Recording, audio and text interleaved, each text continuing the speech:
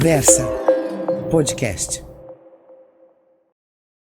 Bom dia, boa tarde ou boa noite, dependendo do horário. Sejam muito bem-vindos ao nosso querido Versa Pod Videocast. Estou com o meu grande amigo Castilho aqui. E hoje, mais convidados especiais. É isso, Castilho? Exatamente, Renato. Hoje, mais que especiais, a gente tem aqui a família Durso. Uma alegria imensa recebê-los aqui. Luiz Flávio Borges Durso e o Luiz Augusto Durso, que vão bater um papo com a gente hoje. Uma grande alegria, Durso. Obrigado, Luiz Augusto. Renato, uma alegria sempre estar com você aqui. E acho que temos aqui algumas... estávamos nos bastidores aqui, em altos papos, né? Mas tem muita coisa legal para a gente hoje trazer aqui para as pessoas saberem um pouquinho mais dessa família, né? Da família Durso. Eu tenho o privilégio de conhecer o Durso há mais de 2 décadas, Durso. Acho que já um pouquinho mais, né? Então, outro dia eu estava vendo um livro que o Ives fez o prefácio e ele escreveu: sou amigo de Ricardo Castilho há mais de 2 décadas. Então, eu me senti já com o tempo passando, né? E, bom, a gente tem muita coisa para perguntar para vocês, né? Mas eu passo a bola para o Renato. Acho que antes tem muita coisa. O Luiz Augusto, ele é da área de digital também, então acho que vai dar uma boa interação aqui hoje. Mas olha, então eu quero agradecer o Dursão e o Dursinho. Carinhosamente eu o chamo. O Dursinho trabalhou comigo, tive a alegria, né, o privilégio de trabalhar contigo muito tempo, e diretamente também com o pai, o Dursão, que eu tenho muita admiração pela família, em seu nome, pela família. A gente vai conversar aqui de tudo da experiência do Dursão, aqui do Luiz Flávio Borges Durso, na presidência, né? Nos mandatos que ele teve. Mas eu queria fazer uma referência especial a vocês pelo conceito de família, que me chama muito a atenção. É algo que eu procuro me dedicar com todas as minhas forças e intensidade que eu tenho, sempre pedindo muito para Deus que Ele me dê sabedoria para continuar preservando, né, e prestigiando o conceito familiar, que é algo que sempre quando eu vou nos eventos, tá quase sempre a família Durso completa, o que eu acho fantástico. Então eu começo perguntando para o Dursão: pai, como que foi ter 3, 4 filhos seguindo a advocacia? Bom, em primeiro lugar, eu quero dizer que eu estou muito feliz em estar aqui com vocês e eu venho com um espírito inundado de gratidão. Gratidão ao Ricardo Castilho, que eu conheço há mais de 2 décadas, acompanhando desde os seus primeiros passos, e gratidão porque durante todo o meu período de OAB, Ricardo Castilho sempre esteve ao nosso lado, estimulando, apoiando, ajudando, de modo que o resultado final, acho que das nossas empreitadas, diz muito de quem estava ao seu lado. Eu tive pessoas especiais, como o Ricardo Castilho, do qual eu sou devedor. Portanto, eu venho com o espírito de gratidão. E esse espírito também eu dirijo ao meu querido Renato Opsi Blum, por conta de algumas passagens muito preciosas em minha vida. A primeira delas é que eu estou acompanhado do meu filho, Luiz Augusto, que é um apaixonado por computação. Apaixonado. Passava as noites mexendo no computador e um dia ele me disse que quer fazer TI, queria estudar isso.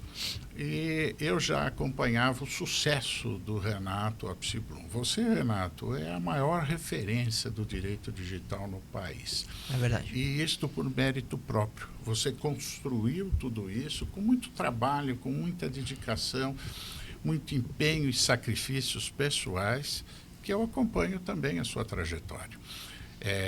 Não podia deixar de fazer uma referência elogiosa ao seu pai. Seu pai, que foi um pioneiro no Tribunal de Justiça no que diz respeito ao direito digital. Mas você é extraordinário. E aí eu digo ao meu filho: filho, existe no direito um ramo novo, que existem pouquíssimas pessoas, que é o direito digital. E eu acho que valeria a pena, já que você gosta, conhecer esse ramo do direito.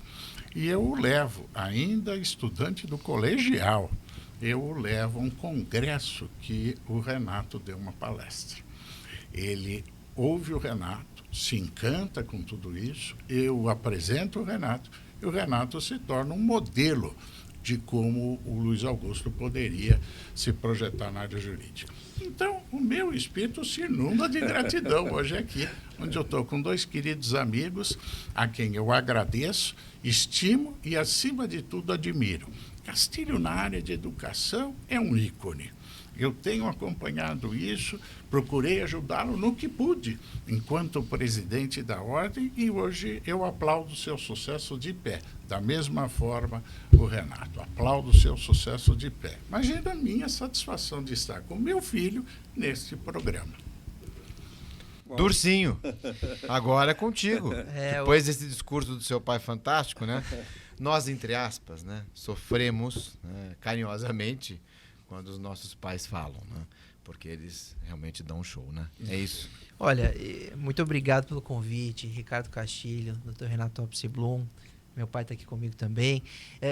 Eu estou mais feliz. Se o senhor tem gratidão, eu sou o que tenho mais gratidão nessa mesa. Primeiro ao Ricardo pelo convite. Parabenizo pela iniciativa do podcast, mostrando-se sempre antenado nessas novas tendências e levando conteúdo de qualidade. Lamentavelmente, o podcast virou uma lição de casa que quase todo mundo quer fazer, mas poucos fazem com a competência que você, ao lado do Renato, fazem aqui nesse programa. Eu sou ouvinte, então é uma honra estar aqui também hoje participando. E o Dr. Renato Opsi Blum é a minha inspiração, minha fonte de inspiração.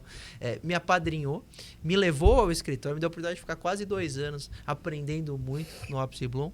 E gratidão a gente tem que ter, não só à família, porque eu tenho também ao meu pai, tudo que fez por mim, mas ao Renato, sem dúvida nenhuma, que sempre me ajudou muito e continua, mesmo depois de eu começar a advogar, me abrindo portas, me ensinando muito. Então, muito obrigado. E é uma honra estar nesse programa falando sobre o que é, e aí o Renato conhece bem também, família no direito, né? Falando sobre o direito. Então, muito obrigado. Estou feliz de estar aqui também. Você deixa eu falar agora da família. O meu pai começa tudo isso. Sabe, Renato, quando eu tinha lá meus 15, 16 anos, Ricardo, eu via meus amigos procurarem meu pai. E aquilo me incomodava um pouco. Por que eles vinham procurar o meu pai e não o pai deles? Eles tinham pai. Brigava com a namorada, vinha conversar com meu pai. Tinha um problema qualquer, vinha conversar com meu pai. Repetia um dia, eu não vinha conversar com meu pai. Eu disse, isso que estranho. Por que eles não conversam com o pai deles e vêm conversar com meu pai?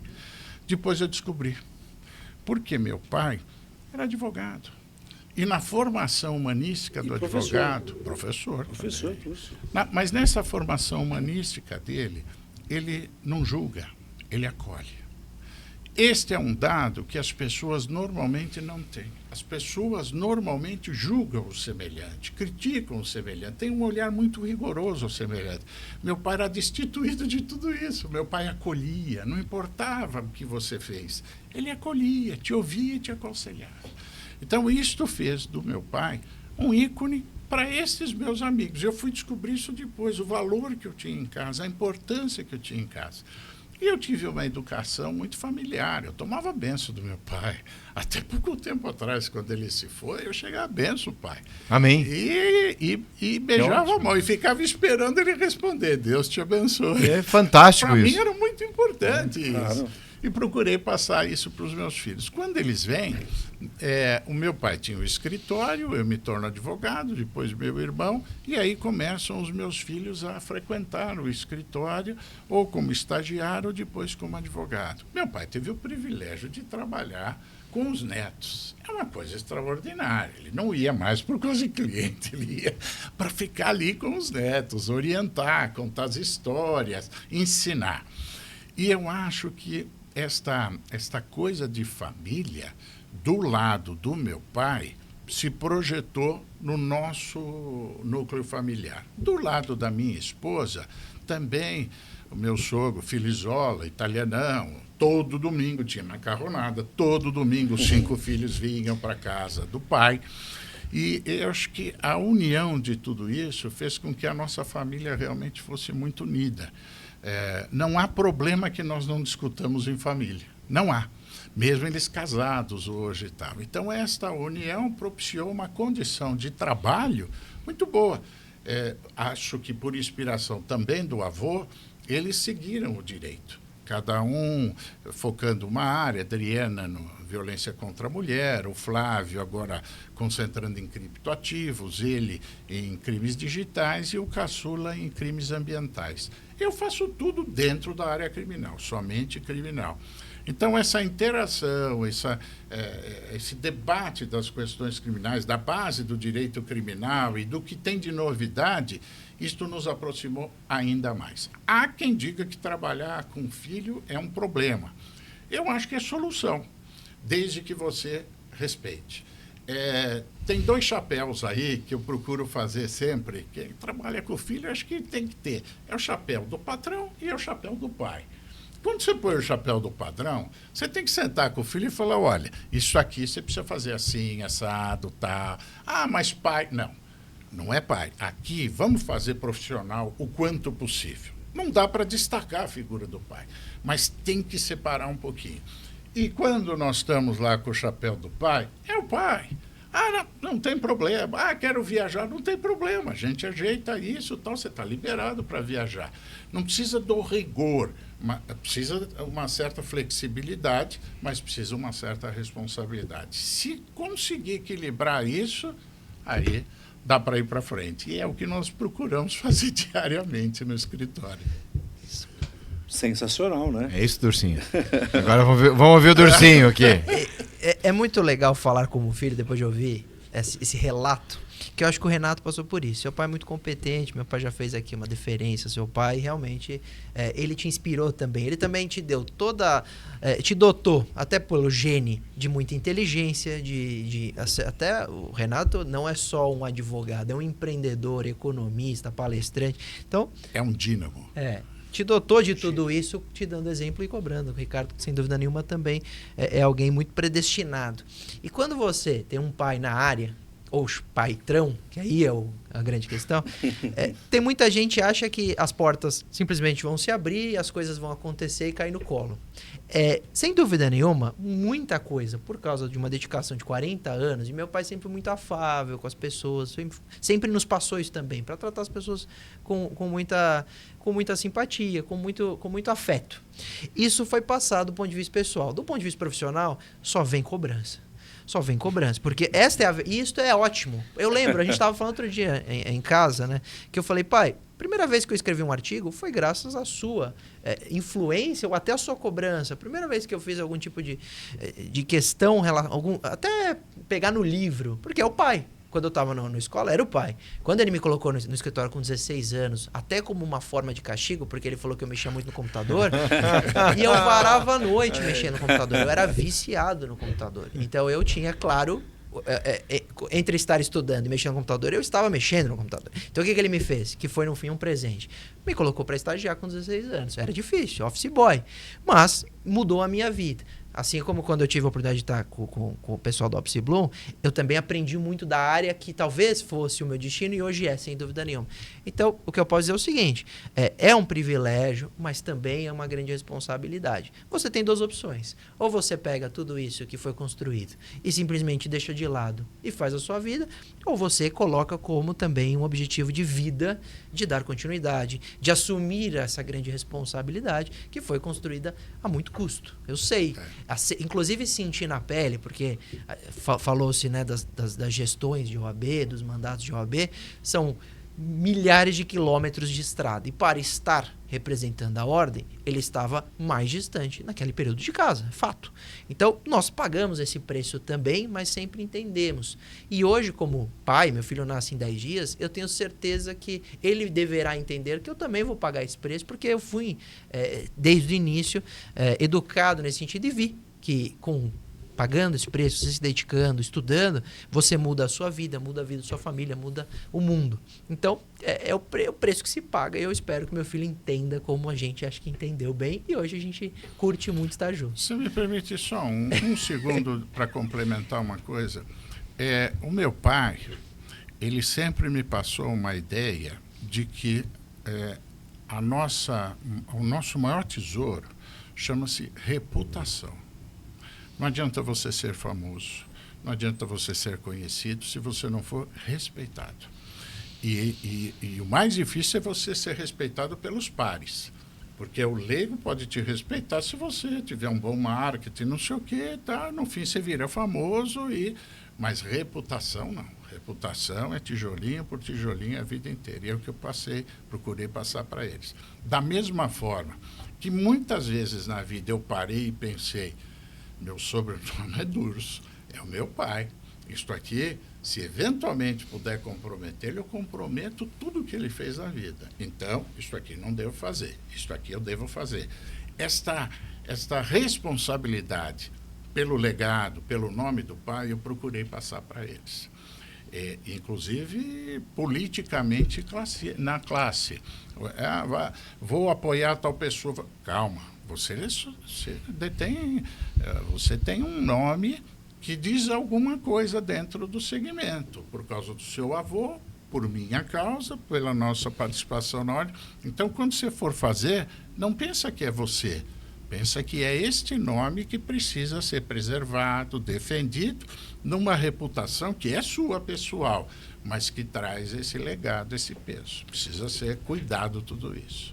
É uma aula de sucessão, não de sucessão do direito, mas uma sucessão de vida, né, Renato? Muito interessante. E sabe, Castilho, outro dia, minha esposa falou, não lembro com quem ela estava tendo. Não, acho que eu lembro, foi num evento do Sandro, inclusive, Brasil que dá certo. Conversando, e alguém disse, foi o Augusto Cury, disse para nós na rodinha, Augusto Cury, muito respeitado, nossos abraços digitais aqui, falou para o meu filho, Beto do meio, né? Você quer ser herdeiro ou sucessor? Interessante a profundidade disso. Mas, dentro do contexto, me chamou a atenção uma virtude que hoje, infelizmente, cada vez menos as pessoas têm. Os dois aqui, família, né, pai e filho, falaram várias vezes, de forma direta ou indireta, da gratidão. Para construir um negócio, né, para manter uma família, para estruturar, conduzir uma família, ter uma família, quanto esforço não é necessário. Um escritório de advocacia, que é muito difícil gerir pessoas, ter a reputação, né? O Dursinho falou aqui várias vezes da gratidão, o Dursão também falou em gratidão com relação ao pai, mas hoje isso infelizmente a gente não vê, a gente no dia a dia às vezes tem sucesso, graças a Deus, etc, mas eu também quero, né? Aquele imediatismo, isso chama um pouco a atenção, confesso que eu fico um pouco preocupado com isso. E falando desse imediatismo, desculpa ter te interrompido, Castilho, é que na sexta-feira, se não é na última sexta, então, só para contextualizar, hoje aqui, nós estamos aqui no dia 13 de novembro de 2023. Então, no dia 21, 20, né? 20.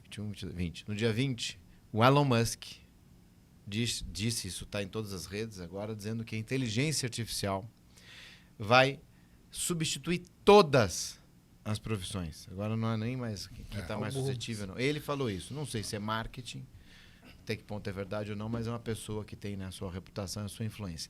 Então eu queria trazer esse assunto aqui para a pauta.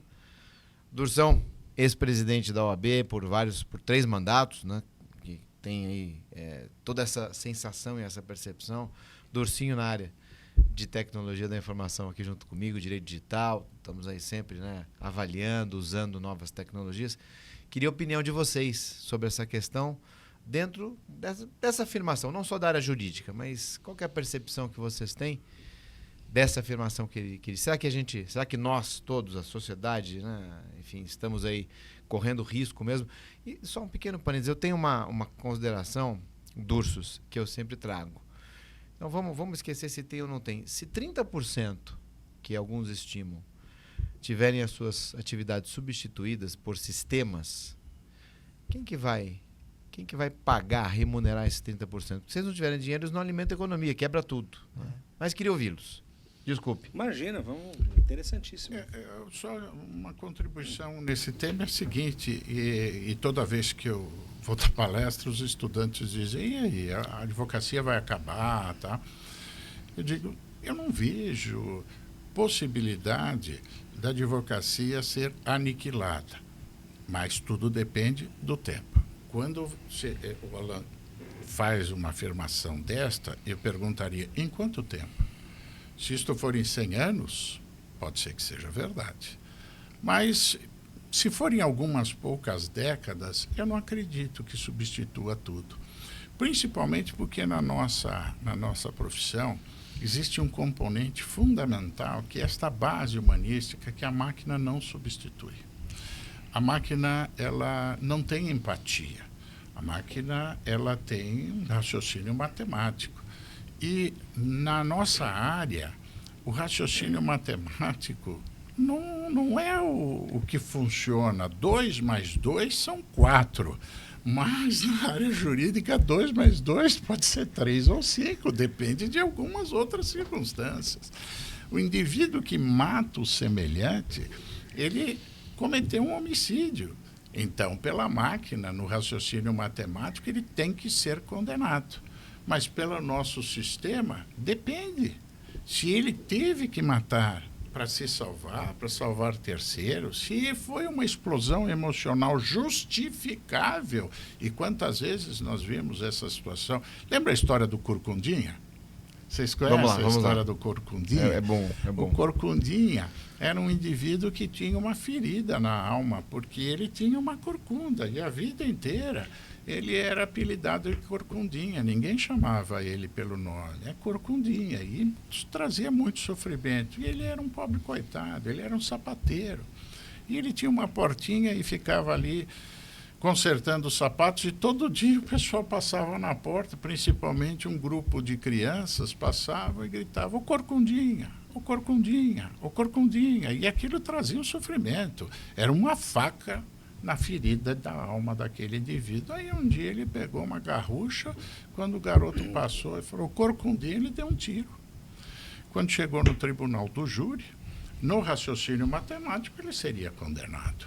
Mas no tribunal do júri, o advogado dele, muito habilidoso, disse: "Excelentíssimo juiz, presidente do tribunal do júri, ilustre promotor, senhores jurados", parou e repetiu: "Ilustre presidente do tribunal do júri, Vossa Excelência tão competente, o promotor que está aqui acusando, os senhores jurados que vão julgar esse homem", parou e repetiu: "Nosso querido presidente do Tribunal do Júri". Depois que ele fez isso umas 5 vezes, o presidente do Tribunal do Júri deu um tapa na mesa e falou: "Doutor, que palhaçada é essa? O que o senhor está pensando? Isso aqui é um julgamento, o senhor trabalha em direito, senão eu vou lhe prender. Isso é uma palhaçada". Eu fico: "Calma, doutor.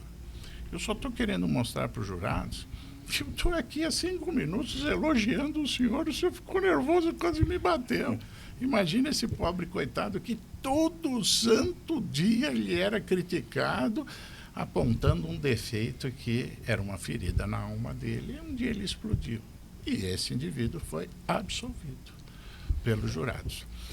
Então, o direito é isto. O direito é um olhar humano que a máquina não alcança, pelo menos por enquanto. De modo que eu não acredito que a inteligência artificial possa, nas próximas décadas, substituir todas as atividades. As repetitivas eu não tenho dúvida, mas todas eu acho difícil. Agora, se nós projetarmos essa frase do Elon Musk para 100 anos, 200 anos, poderá ser que sim. É uma boa análise. Concordo com relação à variável do fator temporal, né? Depender do prazo, isso fica muito mais nítido ou palpável. Mas eu tenho dúvida com relação... Primeiro, com relação à tecnologia, eu acho bem plausível e possível, né? A gente está falando de inteligência artificial generativa, machine learning, redes neurais. Então, a inteligência artificial é muito competente em executar tarefas, às vezes até as de classe, as dos advogados. Inclusive, já fizeram testes, né? Algumas equipes competindo com a inteligência artificial para solucionar um caso, e a inteligência artificial foi muito mais eficiente em encontrar a solução. Mesma coisa na medicina, diagnóstico de uma doença que a vida inteira um paciente não consegue o diagnóstico, e a inteligência artificial o diagnosticou. Então, a inteligência artificial, ela, por questão de, a meu ver, de técnica, ela vai evoluir questões a ponto de substituir praticamente toda atividade humana. A não ser as relações afetivas, etc. A atividade profissional, eu vejo que sim. Onde penso que está o fator que vai mudar o destino de ela estar substituindo ou não? Primeira coisa, se a gente vai permitir Então, a decisão humana, regulamentação, não permite, mantém a atividade humana, cria limites de substituição para preservação da atividade humana. Então, se tivermos leis que preservem essas atividades, é possível que a inteligência não nos substitua. Segundo fator, seria se o cliente, o consumidor, gostará da experiência. Então, isso, primeiro que teve um dado que eu vi na semana passada no evento que me assustou, que hoje, numa pesquisa que fizeram recente, os consumidores preferem o atendimento automatizado do que o atendimento humano. Eu achei novidade, porque pessoalmente eu prefiro muito mais o atendimento humano. Lógico, algumas variáveis. Então, por exemplo, você precisa do segunda vida de um boleto, você não precisa da interação com uma pessoa, é muito simples a solução, as pessoas preferem não falar com ninguém. Elas estão ocupadas seguindo a vida, então elas preferem o chatbot, a solução tecnológica. Mas, do ponto de vista jurídico, a gente que pensa em direito consumidor muitas vezes, é melhor ter alguém até para pensar em responsabilidade, que aquele funcionário representa a empresa e que às vezes a solução, a tecnologia, nesse modelo de evolução que a gente está aplicando, de chatbot, etc., ela entra num looping infinito de não solução de conflito ou de resolução da situação. Então, tecnicamente falando, eu entendo que sim. Ela teria a possibilidade de substituir todo mundo. Mas as decisões estarão a gente como sociedade permitir ou não, por lei. E a segunda coisa, se a gente não gostar de ser atendido por uma inteligência artificial, não vai funcionar. Então não adianta nada o escritório de advocacia ter uma equipe humana e uma equipe tecnológica, e essa equipe tecnológica não atende ninguém. Não funciona no mercado. Então eu acho que vai depender do setor, do tempo, e se a gente vai legislar fazendo reserva, porque aí o Renato trouxe esse índice de 30%. Isso é preocupante. Isso é brutal. Mesmo que substitua menos. A gente pega os países na Europa em que algumas atividades, por exemplo, você tem alguns países que a própria população não gosta de realizar determinadas tarefas. Então, entrega de alimentos, retirada de lixos, resíduos, etc. Que quem executa normalmente é o imigrante, é o turista, é aquele que está, de alguma forma, num sonho de morar naquele país, no subemprego. Ele executa essas tarefas, o latino, etc. No caso dos Estados Unidos, no caso da Europa, nós temos muitos, inclusive brasileiros, prestando serviço. Se a gente substituir essa mão de obra já por inteligência artificial, vai começar a dar problema do ponto de vista econômico, do ponto de vista social. Essas pessoas não terão renda. E a gente vai fazer o quê? Programa de renda, como já existem e a gente vê que não funciona também. Aí você vai obrigar as pessoas a estudarem mais, porque para elas estarem aptas a preencherem vagas que são normalmente não substituíveis, elas precisam de mais estudos. Só que a gente já não dá hoje para as atividades básicas. O Brasil seria o primeiro país a ter um mega problema sobre esse tipo de substituição. Então, sabe o que eu vejo ao ouvir o meu pai falar, ou uma geração desta época aí, de 1960, 1950, que na verdade muito se tem a temer. Então eu vejo o desembargador, ministro, não vai ser, porque ele não admite a ideia, não é o caso do senhor, mas essa geração não admite a ideia por medo. Puxa, se acontecer, quebrou. Então é melhor falar que não vejo como uma possibilidade real para afastar. Mas aí você escuta figuras como Elon Musk, que é um visionário, é um multibilionário por causa de investimentos que mudaram a história do mundo. Ele quer popular Marte, ele quer levar pessoas para outro planeta.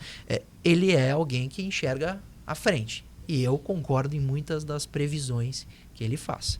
Então eu acho que depende da gente. Olha, eu concordo também, isso de forma recorrente. O Renato tem perguntado aqui para os nossos convidados, né? E a gente tem, claro, divergências, né? Mas eu concordo com você, Durso, em relação ao tempo. E eu vou trazer como um breve exemplo aqui a nossa área de educação. Porque você deve lembrar do Instituto Universal Brasileiro. O ensino à distância não é algo novo, já existia, né? Você já tinha no passado uma forma de você ensinar à distância, que era, o cara recebia as apostilas ali, uma vez por mês chegava o combo, né? Tinha um curso, depois era feito pela TV Globo, passava, acho que aos sábados, né? As aulas pela TV aberta. Então já existia, sempre existiu. E aqui a gente coloca a questão do tempo nisso tudo. Naquela época as pessoas falavam, será que vai acabar a escola dessa que a gente vai, né, presencial e tal? Não acabou, não vai acabar.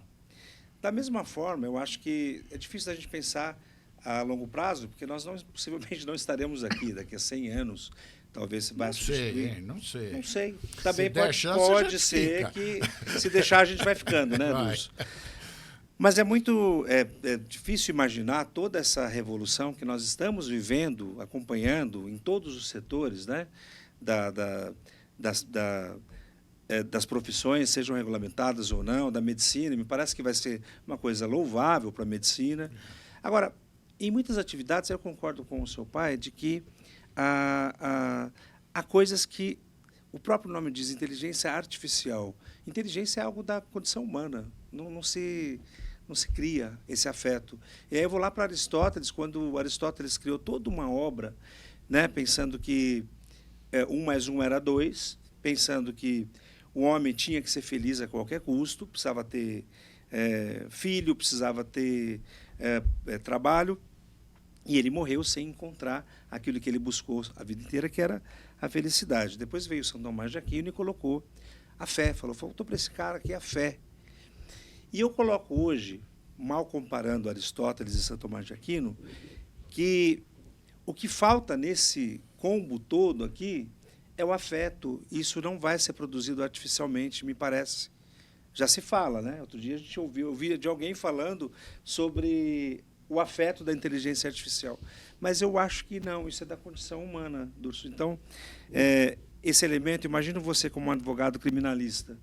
Ora, como que você vai receber alguém que matou, alguém que teve alguém na sua vida, na sua família, morto,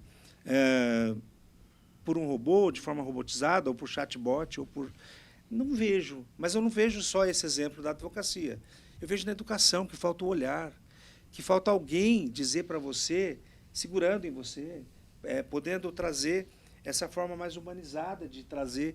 Educação não pode ser algo robotizado. Eu, talvez, estou falando aqui bobagem, mas eu não concebo uma forma de educar simplesmente porque as aulas em EAD são boas, inegavelmente. Hoje nós podemos ter aula com professor de qualquer universidade do mundo. Mas nós não temos mais esse contato, desumanizou muito. E me parece que 30%, 50% ou quantos por cento forem das profissões, ou do que aquilo que for repetitivo, eu acho que sim, a gente tem que utilizar a nosso favor. Mas quase todo o resto depende dessa condição humana que tem afeto. Quase todo o resto. Então, eu não sei, Renato, a sua opinião sobre isso. Posso lembrar uma frase do ex-presidente Raimundo Pascoal Barbosa, nordestino, que presidiu um pouquinho a OAB aqui de São Paulo. Ele ia às faculdades de Direito e ele dizia, alunos, rapazes, moços, prestem atenção, o direito se aprende na sala de aula, mas a vida se aprende no pátio. Olha que frase, hein? O ensino à distância, ele faz você aprender a ciência. Vamos fazer um recorte disso depois, hein? Mas a vida se aprende no pátio. A vida é o contato humano, com o professor, com o colega. É esse ambiente escolar, acadêmico, que te projeta como ser humano. Estamos chegando ao final. Temos aqui uns 5 minutos ainda. 7, né? Virtude da... Mas a gente só começou agora a falar. Olha lá. É que nós estamos falando antes. 30 minutos. Mas vamos lá. Vamos até os 40. Tá. Dia 13, hoje. Olha só, aqui a matéria do Migalhas, né? O juiz, né, que usou tese inventada pelo ChatGPT, será investigado pelo CNJ porque ela inventou jurisprudência. Há mais ou menos 8 meses atrás, aconteceu em Nova York, naquele caso contra a companhia aérea, ChatGPT inventou também jurisprudência. Então, talvez esse seja, né, Dursus, uma sinalização de que a inteligência não é tão inteligente assim, até em função da base que pode ser contaminada. Então, eu acho que com relação ao tempo, eu acho que ainda demora um pouco. Nós vamos ter muita regulação. Você viu que o advogado que usou recentemente o ChatGPT para uma petição foi multado. Esse caso de Nova York. Por litigância de má-fé. Não, aqui no TSE, né? Aqui em Brasília. Teve também esse aqui também, do TRE. Então, o advogado foi multado. Agora, nós estamos acompanhando. E o juiz? E vou até fazer uma consideração, se me permite, porque o ministro Barroso tem solicitado algumas Reuniões com as Big Techs. algumas colaborações das Big Techs no sentido de ajudar o judiciário para resumir todo o processo, que o processo é gigantesco. E o Supremo, com 11 ministros, e tudo o que eles têm que enfrentar, é uma tarefa até desumana. É importante este passo, essa iniciativa do ministro Barroso, sem dúvida que é. Se nós pudermos usar a tecnologia para distribuir justiça e fazê-lo em momento mais rápido, sem dúvida nenhuma. Mas jamais podemos descuidar, e eu acho que o ministro está atento a isso, da defesa do cidadão, dos seus direitos. E a máquina, por vezes, não sei se terá condições completas para apreciar este elan humano, que o que está sendo objeto da decisão não é a matéria jurídica, é o homem. Tem 2 pontos que é interessante acrescentar nesse debate. Primeiro que um dos criadores da ChatGPT, né, da OpenAI, deu uma entrevista dizendo assim, ou ele espera que a tecnologia, né, a inteligência artificial, se torne muito eficiente e muito inteligente, ou que ela enlouqueça. Que aí seria exatamente isso. Começar a tirar fontes de fake news e uma confusão de informação a ponto dela não conseguir trazer um raciocínio lógico e eficiente. E o segundo ponto é que eu até coloco nas minhas palestras, doutor, que a inteligência artificial, e aí voltando até a minha resposta, eu espero que não substitua, claro, concordo com o doutor, que a inteligência artificial não faz as melhores opções. Basta ver a entrega de conteúdo por algoritmos. A entrega de conteúdo recomendado, quando a gente fala, por exemplo, daquela pesquisa da BBC Londres de entrega de conteúdo pelo YouTube, é que normalmente espera-se que o algoritmo entregue um conteúdo saudável, um conteúdo que te tire de uma situação de depressão e etc. Mas não é esse o raciocínio que o algoritmo faz. O raciocínio é, preciso entregar um conteúdo do gosto daquele usuário para que ele fique mais tempo online. E aí a BBC fez um estudo de pessoas em depressão que estavam procurando mais conteúdos nesse sentido, conteúdo negativo, de automutilação, violência, etc. E em vez do algoritmo perceber que essa pessoa estava doente e entregar um conteúdo saudável, dizer, procure um médico, etc., mandava mais conteúdo nesse sentido, porque é o que ele gosta. Então, demonstra-se, com esse exemplo muito simples dessa pesquisa, que a inteligência artificial, e aí, mais uma vez, né, com o ChatGPT, não faz sempre a melhor opção. Não é uma cabeça pensante com critérios éticos e etc. Então, normalmente ela pode trazer uma péssima informação ao resultado. Né? Por isso, família Durso, eu acho que a regulação ela será muito protagonista nessa questão. Nós teremos limites. Inclusive no projeto que nós temos, essa tramitação no Brasil já aprovado na Câmara, no Senado, agora no Senado de novo, existem esses certos limites, no caso de alto risco ou risco excessivo, como há na Europa também. E eu até separei aqui 2 casos, que, aliás, uma questão que eu lembrei agora, a saudosa professora Esther Figueiredo Ferraz, ela contou para mim o caso do Corcundinha. E meu avô sempre falava também, lembrei. Muito boa essa história, né? Mas eu queria submeter aqui a família Durso, especialmente ao Durso chefe, ao Dursão, carinhosamente falando. Desculpa a brincadeira, né? Parece o Milton Neves. Mas, querido. Que isso aí eu acho que na quinta-feira. Então vamos fazer um júri aqui, vamos para um júri. Um robô na Coreia do Sul, se não me engano, fiz até um vídeo. Deixa eu ver se eu acho esse vídeo aqui. Ele matou, e aí não é nem a questão do homicídio, né, enfim, mas ele matou uma pessoa, fiz até aquele vídeo lá, aqui, vamos ver se ele está aqui, aí fica mais fácil, vamos ver se esse aqui, ó. Lembram daquele vídeo que eu fiz? É o próximo aqui, ó. Um robô, infelizmente, matou um funcionário da Coreia do Sul porque o confundiu com caixas. Era um robô que tinha tarefa de empilhar caixas de pimenta e esse funcionário fazia a manutenção desse robô. Houve um erro interpretativo, o robô agarrou o funcionário e lançou ele na correia, na esteira. Infelizmente, aí, pelos ferimentos, ele morreu. Mas são essas questões que trazem à tona alguns riscos envolvendo a inteligência artificial e a própria programação. Riscos envolvendo a evolução tecnológica. E aí eu pergunto, teremos júri para robôs? Para encerrar, né, Castilho? É isso? Posso só falar uma reflexão sobre isso, aí o senhor responde sobre o júri?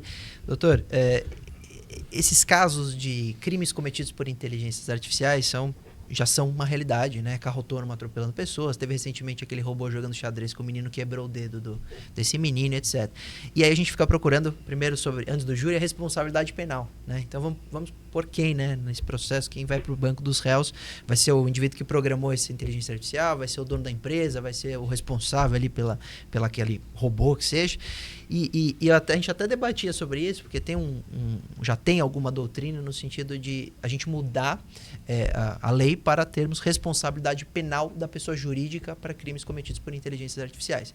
Fica incrível, porque a gente vai usar esse modelo dos crimes ambientais, e aí você não precisa de alguém. Você põe uma empresa, que seria a responsável por aquela inteligência artificial, e as sanções são muito melhores do ponto de vista social e até para a gente punir alguém de maneira justa, até para questão de justiça, porque não adianta nada você prender o presidente da Uber porque um carro autônomo atropelou alguém. Não é intenção, não tem dolo nenhum, mas tem um fato ali que é, inclusive, ilícito. Então, antes de chegarmos no tribunal do júri, a gente primeiro precisa ver quem vai responder esse processo, porque não vai ser a inteligência artificial, né?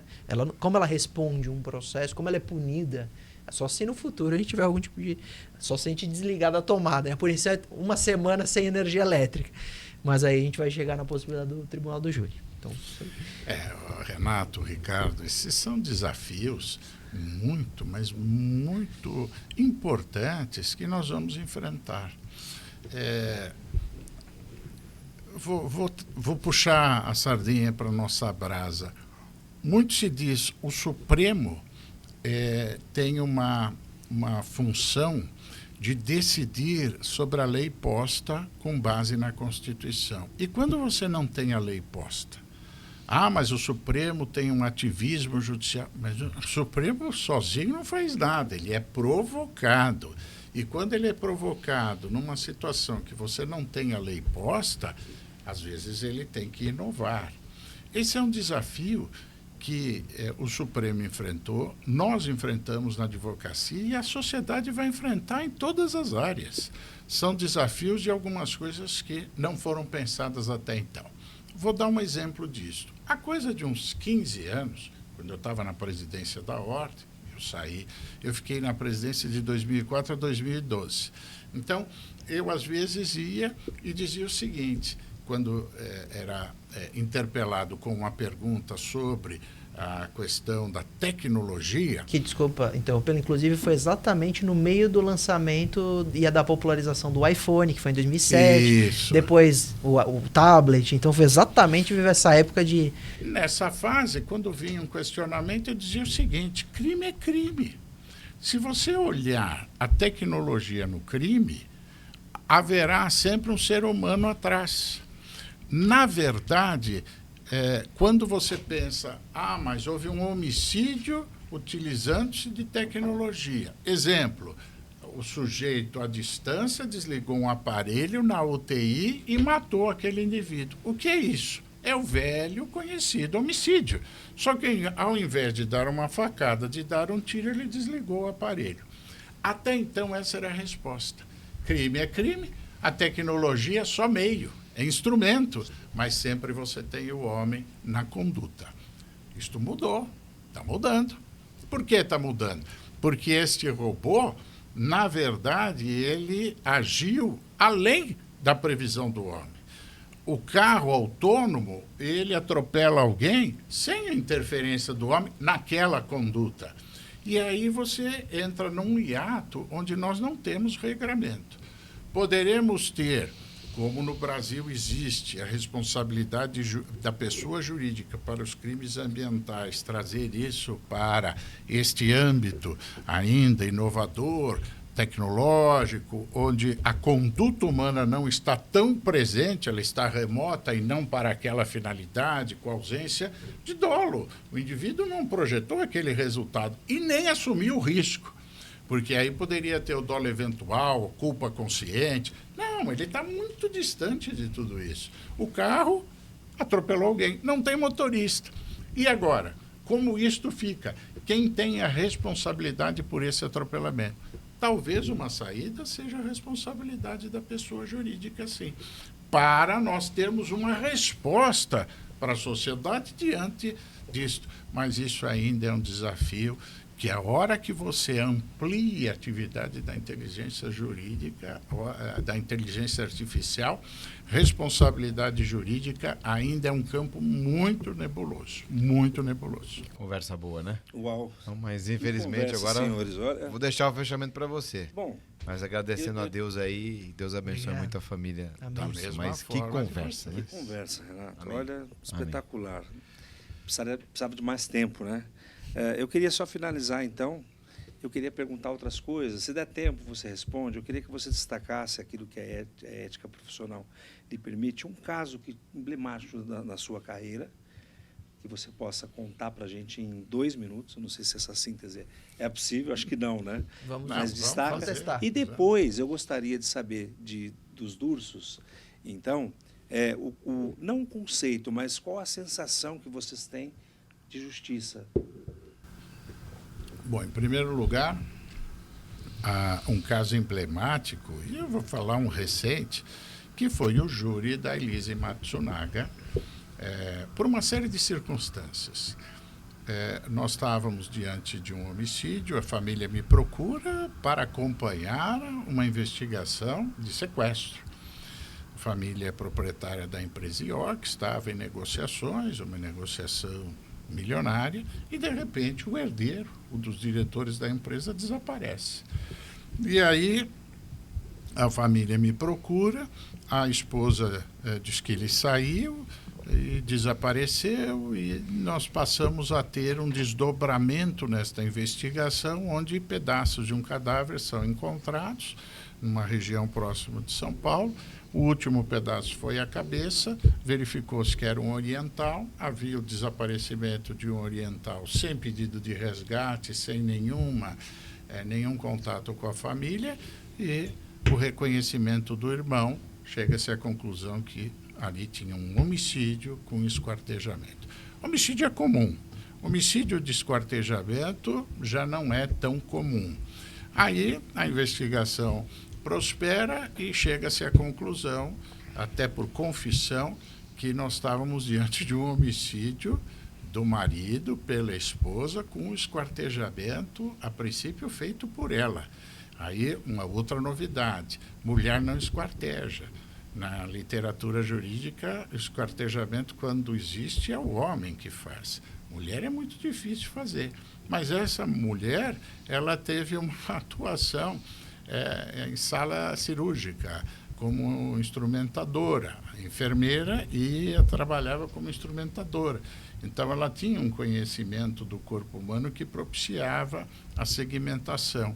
Era estudante de direito, portanto, tinha uma base jurídica onde ela já, auxiliada ou não, montou uma versão. E foi a família, muito abastada, dizendo que no final ela tinha sido abandonada pelo marido com uma criança pequena e o marido com uma amante. Aí este caso chama mais atenção porque realmente o marido tinha uma amante que era uma garota de programa. Todavia, esta mulher também era uma garota de programa, porque ele, do primeiro casamento, quando ele está sofrendo, triste, ele vai a esses bares ali numa determinada região e conhece esta garota de programa, que o primeiro contato foi feito por um site. E aí ele começa a sair com ela. A sua fragilidade emocional cria uma dependência dela e ele fica com ela e pede para ela deixar a prostituição. Ela deixa a prostituição, fica exclusiva dele e eles se casam. Ele era um apaixonado por armas. Este é um outro caso que dá um colorido diferente. Ele tinha um arsenal em casa e ela nunca tinha tirado. Ele ensina ela a tirar. Ele dá de presente uma arma, exatamente a arma que ela usa para dar um tiro na cabeça dele. Então, a hora que você cruza tudo isso e vê que ela foi com a filha e a babá para o sul, fazendo com que o investigador particular pudesse fotografar, e ela libera o marido para encontrar, entre aspas, libera, né, para encontrar a amante, para fazer a prova, para mostrar que ela havia sido abandonada e ficar com o dinheiro da família, com toda a família. Recebeu muito bem, ninguém sabia que ela era uma garota de programa, isso veio à tona depois. Aí ela vai, executa o marido e o faz retornando para numa loja de ferragens e compra uma serra elétrica e traz essa serra elétrica do Paraná para São Paulo. Naquela noite, dispensa a babá, o marido pede a pizza, desce, essas imagens foram muito divulgadas. Quando ele sobe de Inopino, ela dá um tiro na cabeça dele, ele que era faixa preta em artes marciais. Portanto, a única chance que ela teria de executá-lo seria a surpresa. Sem a surpresa, ele a desarma, ele era grandão, ela era miudinha. Mas foi nesse momento, voltando com a pizza na mão, ele abre a porta e ela dá um tiro estranho, porque é um tiro que vem da direita para a esquerda, de cima para baixo e da frente para trás. Ora, se ele era maior que ela, aquela versão que depois ela traz, depois que ela foi confrontada, que estava a 2 metros, e ele disse, você não é nada, você é um lixo, eu vou acabar com você, e veio para bater nela, ela dá um tiro. Essa versão não procede, porque só se ela estivesse em cima de uma cadeira ou ele de joelhos, porque senão o trajeto da bala não seria aquele. Mas na outra situação, sim, onde ele abre a porta, segurando a pizza, ela está com a arma voltada a ele e ele se encolhe. Esta reação normal fez com que a trajetória da bala alcançasse um ponto onde ele não morre, ele entra em coma. E ao entrar em coma, ela começa a esquartejá-lo. E a causa-morte não foi o tiro na cabeça, foi asfixia por aspiração do sangue em razão da degola. Portanto, ela começa a esquartejá-lo e ele ainda estava vivo. Esse foi um caso emblemático, num dos júris mais longos que nós tivemos na história de São Paulo. Foram 10 dias de trabalho ininterrupto e, ao final, ela foi condenada.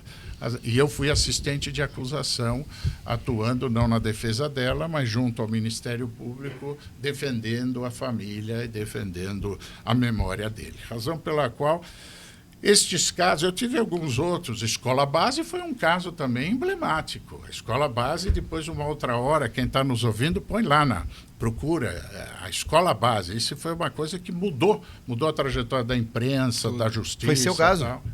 Participou desse caso? Atuei. Então, outro verso. Mas esse da Elisa Matsunaga foi muito interessante, recente. Isto gerou até interesse da Netflix. Foi feito virou um documentário com alguns capítulos, porque é riquíssimo esse caso, por essas circunstâncias todas que tornam este caso muito diferente daquele padrão do homicídio que nós estamos cansados de ver acontecendo na humanidade desde o tempo de Caim e Abel, né? Já vai ficar o convite para janeiro, se Deus quiser, janeiro, para que a gente fale aqui da Escola Base e iremos contextualizar Escola Base e cancelamento. Dursinho vem também. É verdade. Imagina se acontecesse hoje o cancelamento. Né? Motivado pela imprensa profissional. E esse cancelamento pode gerar até suicídio. É verdade. E linchamento. Sim. E vamos falar também... me permite só, aquela moça no Guarujá, por causa de uma foto que foi publicada, ela foi linchada. E não era ela. Fake news. Fake news. E a mulher morreu inocentemente. Então, base, fake news, cancelamento e por que não falamos de Deus também? Sempre. Boa. Que é o mais importante. Amém. Então, Deus abençoe a todos. Amém. Obrigado. Bom, muito obrigado, alegria, então. Deus. E eu queria ouvir, então, para fechar mesmo, a gente tem um minuto. Sobre justiça. Posso? Claro. Justiça é o plano ideal. Justiça é o que a gente busca, todo dia atuando na esfera criminal, mas, lamentavelmente, é algo que você pouco vê no país. Nós temos um índice de impunidade muito grande, nós temos até a própria justiça criminal fazendo de uma forma que não existe ressocialização, acabando entregando o criminoso para as facções criminosas, etc. Inclusive, assisti recentemente uma palestra genial do Gustavo Junqueira, que é um grande defensor público, e ele trabalha há 25 anos nas varas de execuções. Então, ele tem muita experiência do que acontece na parte de execução, na parte dos presídios, etc. Então, quando a gente fala do ponto de vista da justiça na esfera penal, eu acho que desde quando o senhor começou até nessa época hoje, é um plano ideal que a gente está muito longe de alcançar, que lamentavelmente a gente não está conseguindo lidar com o aumento da criminalidade no país, a gente não consegue aplicar a justiça num plano ideal que seria, e vai ficar quase que insustentável. A gente está com a terceira massa carcerária maior do mundo, terceira maior do mundo, e a gente acha que, por exemplo, todo dia tem projeto de lei, todo dia o debate na imprensa é aumenta-se a pena, mais rigor, projeto anticrime era diminuir a progressão. Então, o nosso objetivo como sociedade hoje é pensar que o direito penal é punir com mais rigor e por mais tempo, que isso vai solucionar o nosso sistema de justiça. E, na verdade, a gente só está piorando o cenário. Então, quando a gente fala de crimes cibernéticos, é mais facilidade, é mais atratividade. Então, é mais fácil você cometer um crime cibernético, você se sente mais seguro, tem mais impunidade, porque não tem prisão em flagrante, é muito difícil ter prisão em flagrante, reação da vítima também não. A vítima não está armada como num furto ou num roubo de um carro que ele pode tomar um tiro. Ele está a milhares de quilômetros de distância, então ele está seguro. Só que a gente tem que lidar com isso, tem que investigar. Com mais burocracia, o Marco Civil da Internet burocratizou a investigação, trouxe prazo de armazenamento desses registros no artigo 13 e 15 super reduzidos. A gente está falando de 6 meses para empresas de aplicação de internet, 1 ano para empresas de conexão, que esse prazo é mínimo. Daqui a pouco a gente está falando de mais impunidade. Então, o sistema de justiça é um plano ideal que os advogados, principalmente a OAB, vive lutando nesse objetivo de termos mais justiça no país, até em razão para favorecer o princípio da ampla defesa, o contraditório, etc. Mas, infelizmente, a gente é um sistema brutal de punição, como se isso fosse solucionar o problema criminal no país. Um segundo, justiça. Temos um sistema. Cada um cumpre o seu papel. Nós somos 4 com formação jurídica aqui. O juiz cumpre o seu papel, a polícia cumpre o seu papel, o Ministério Público cumpre o seu papel e os advogados cumprem o seu papel. Esta é a justiça que nós temos, dos homens. Falível como falível o homem. Quem atua neste espectro de justiça não pode esquecer que existe uma justiça infalível, que é a divina. Então, se nós nos pautarmos para tentar concretizar esse ideal de justiça humana, sem perder de vista aquela justiça, aí sim eu acho que cumprimos o nosso papel. Amém. Amém. Espetacular. Bom, Renato, Dursus, obrigado então. Espero que vocês possam voltar. Muito obrigado. Se não em janeiro, em qualquer outra data. Já saem intimados. Já saem intimados aqui. Intima-se. Intima-se, registre-se, intime-se e está feito. Obrigado. Obrigado, Muito parabéns. Obrigado. Uma alegria Foi uma imensa, alegria. viu? Obrigado de Obrigado. coração. Tchau a todos. Fiquem bem e fiquem com Deus. Versa Podcast.